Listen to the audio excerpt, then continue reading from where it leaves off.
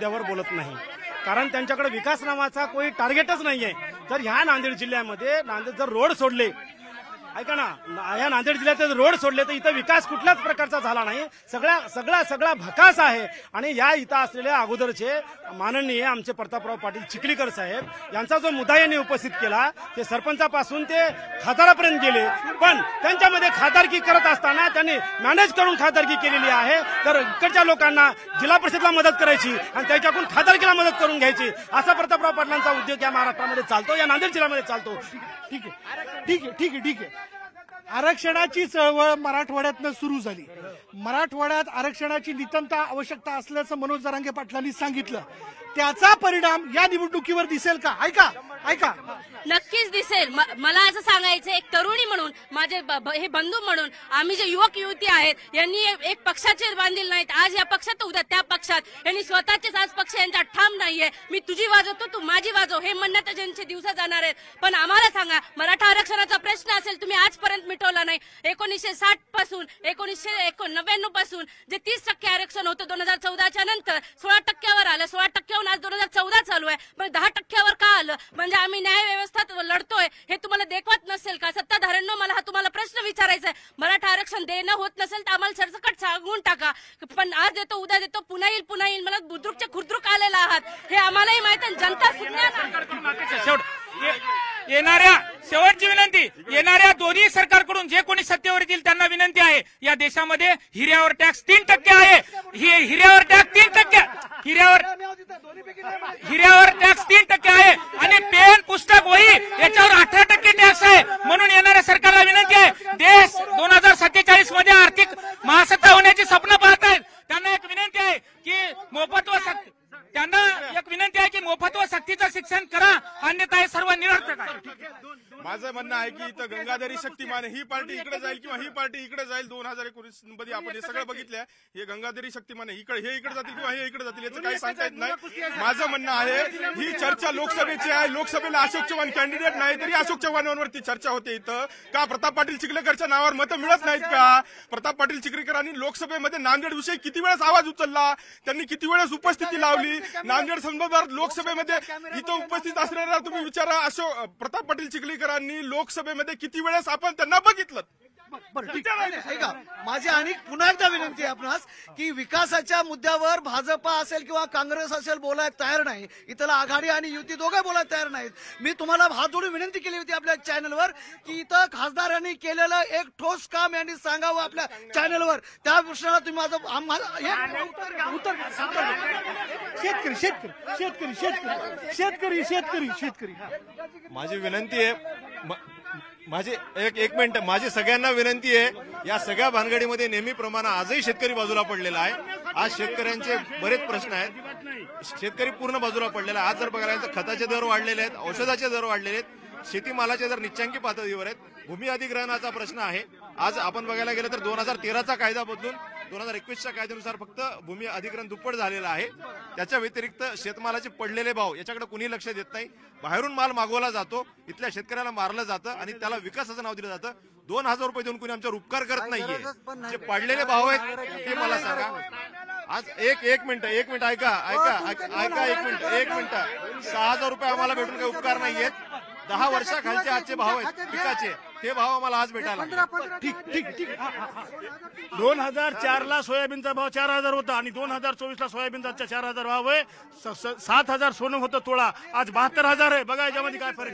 नांदेडमध्ये युवक हा मोठ्या प्रमाणात बेरोजगार आहे. त्या बेरोजगाराविषयी आपण त्याला लढले पाहिजे, कारण की या नांदेडमध्ये एकही कारखाना नाही. इथल्या माननीय खासदारानं एकच विकास केला की गल्लोगल्लोमध्ये देशी दारूची दुकानं 130 दुकानं त्या खासदाराच्या आहेत. एवढा विकास या खासदारानं केला आणि लोकांचा विकास असा केला की गोरगरीब जनता दारू पिऊन रस्त्यावर पडून मेली पाहिजे, एवढा विकास इथल्या खासदारानं केला. शेतकऱ्यांनी 10 वर्षा अगोदर काँग्रेसचं सरकार बघितलं, आता अलीकडच्या 10 वर्षात मोदी सरकारचाही कारभार बघितला. खेदानं असं मला वाटतंय, सरकार हे शेतकरी समस्या सोडवायसाठी नाही तर शेतकऱ्यासाठी समस्या ही सरकार झालेली आहे. कुठलंही सरकार येऊ दे, शेतकऱ्यामध्ये काही फरक पडणार नाही. आजपर्यंत मोदी सरकार नाही की नाही, आपकी बार में अच्छे दिन आएंगे, अच्छे दिन. आजपर्यंत काय नाही, 500 रुपयाचा गॅस की नाही? 1200 रुपये घरकुल नाही, काही नाही, रस्ते बरोबर नाही, 500चा 1000ला गेला.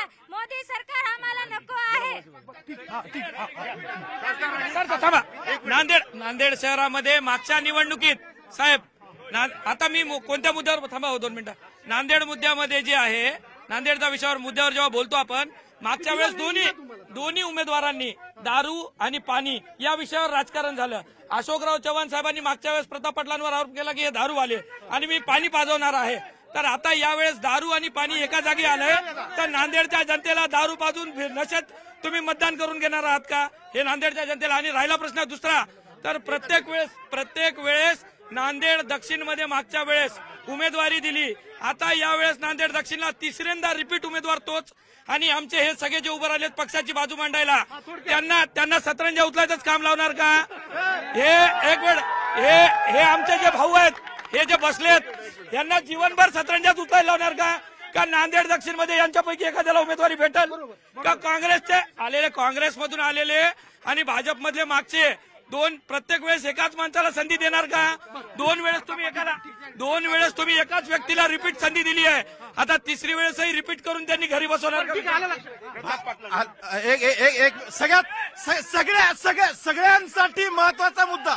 सगळ्यांसाठी महत्वाचा मुद्दा या शासनाने, भाजपाने, शिंदे सरकारने आरटीई अंतर्गत जे प्रवेश होत होते इंग्रजी माध्यमाच्या शाळांमध्ये, मला वाटत नाही की कोणीही इंग्रजी माध्यमाची शाळेची फीस भरू शकतो. आणि 1 मिनिट थांबा. इंग्रजी माध्यमाच्या शाळेची फीस कोणी भरू शकत नाही आणि याच्यामधल्या सगळ्यांचे पोरं इंग्रजी माध्यमामध्ये आहेत आणि आरटीईचे प्रवेश बंद करून टाकलेले आहेत आणि आरटीईचे प्रवेश त्या अनुदानित शाळेमध्ये घ्या म्हणालेत. आणि इंग्रजी माध्यमाच्या शाळेत कोण श्रीमंतांनी शिकायचं का? गरिबांनी नाही शिकायचं का? मला सांगा, आरटीई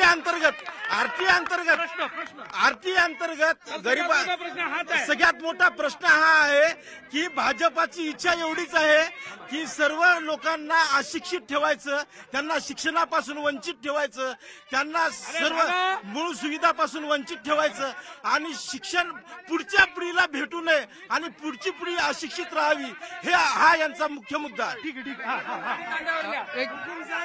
परिस्थिती अशी आहे की आता प्रवीणजी बोलले की वॉटर ग्रीड अशा वेगवेगळ्या योजना या सरकारने आणल्या, त्यांना कदाचित माहीत नसावं. काँग्रेसच्या काळापासून राजस्व अभियान योजनेअंतर्गत शिवपांधन रस्ते, सडक रस्ते रस्ते होते.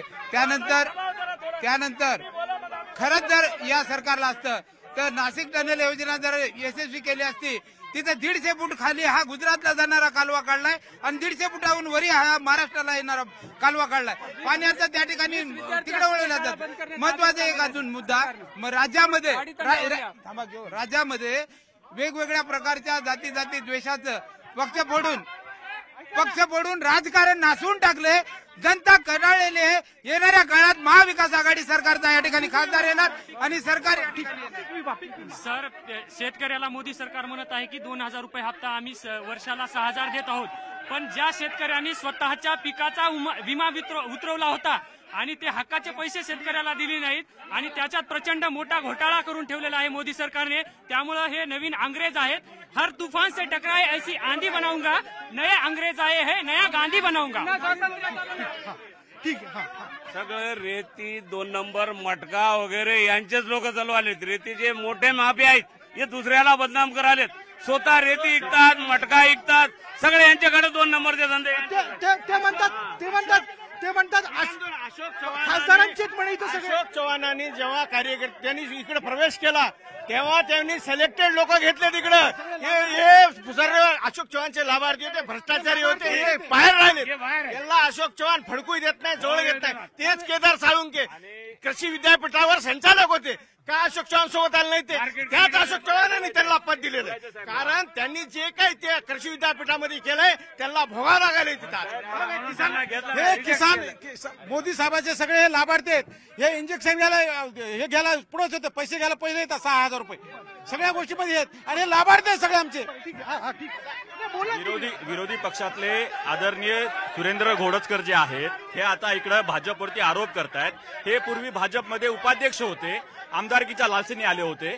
जेव्हा यांना असं वाटलं की इकडे आपल्याला मिळत नाही, ते परत काँग्रेसमध्ये गेले आणि आज ते परत भाजपबद्दल बोलतायत, परत ते तिकडे वंचित राहिले. हे फक्त स्वतःच्या लाभासाठी उड्या भाजपाच्या आमच्या मित्रांनी आता सांगितलं की माझ्यासारख्या कार्यकर्त्याला विद्यापीठ दिलं. आम्ही सुद्धा काँग्रेससाठी आणि अशोक चव्हाण साहेबांसाठी खूप काही केलेलं आहे, पण अशोक चव्हाणला सुद्धा महाराष्ट्राचं मुख्यमंत्री पद केलं हे भाजपाने विसरू नये. आणि काँग्रेसमधून जो विकास या भागामध्ये झाला, डॉक्टर मनमोहन सिंग पंतप्रधान असताना या शहराला 5,000 करोड रुपये मिळाले. या ठिकाणी येणाऱ्या कालावधीमध्ये सुद्धा फक्त काँग्रेस आणि काँग्रेस या शहराचा विकास करू शकते. डॉक्टर शंकररावजी चव्हाण साहेबांपासून या शहराला वारसा आहे आणि विष्णुपुरी सारखा प्रकल्प त्यांनी केला, म्हणून या भागाला आज पाणी मिळते आणि त्यामुळे या भागाचा विकास फक्त काँग्रेस करू शकते हे मी भाजपला सांगू इच्छितो. प्रताप पाटील चिखलीकर यांनी गेल्या 5 वर्षामध्ये नांदेड बिदर मार्गासाठी काय केलं? हा बिदर मार्ग का 5 वर्षात काहीच का झाला नाही? नांदेड यवतमाळ मार्गासाठी काय केलं? नांदेड अहमदपूर चाकूर या मार्गासाठी खासदारांनी 5 वर्षात काय केलं? त्यांना मतदान कशासाठी द्यायचं? रेल्वे हा मी एक मिनिट ऐका एक मिनिट, ही लोकसभेच्या उमेदवाराच्या बाबतीमध्ये चर्चा व्हायला पाहिजे. मागच्या 5 वर्षामध्ये नांदेडच्या खासदार प्रताप पाटील चिखलीकर यांनी यांचा स्वेच्छानिधी कुठं वापरला पहिली गोष्ट, आणि मागच्या 5 वर्षामध्ये यांनी नांदेडच्या किती रेती घाटाच्या टेंडर आपल्या माणसाला दिलं आणि नांदेडच्या प्रशासनाचा वापर त्यांच्या गाड्या सोडण्यासाठी किती केला सांगावं त्यांनी. ठीक आहे, माझ्याकडचा वेळ संपला, पण अगदी शेवटचा मुद्दा विद्यार्थ्यांचा. सर, या ठिकाणी महायुतीचं सरकार सत्ताधारी आहेत, इकडून महाविकास आघाडीचे आहेत. सर, गेल्या 5 वर्षापासून प्रताप पाटील चिखलीकर या ठिकाणचे विद्यमान खासदार आहेत आणि गेल्या अनेक वर्षापासून महानगरपालिका महाविकास आघाडीच्या काँग्रेसच्या ताब्यामध्ये आहे. स्थानिक मुलांना पळण्यासाठी एक ग्राउंड उपलब्ध नाही, रस्त्यानं पळावं लागतात. मोठ्या घरचे लेकरं नाही आहेत सर, हे गोरगरीब कष्टकऱ्यांची मुलं आहेत. अजून दुसरा मुद्दा एक सर मेट्रो सिटीमध्ये इथे 14-15 हजार रुपयाच्या नोकरी करण्यासाठी मेट्रो सिटीमध्ये पुणे सारखे मुंबई सारख्या ठिकाणी जावं लागते. या ठिकाणी कोणती MIDC सुद्धा उपलब्ध नाही सर. हे स्थानिक प्रश्न घेऊन प्रश्न अनेक आहेत आणि हेच वेगवेगळे प्रश्न जाणून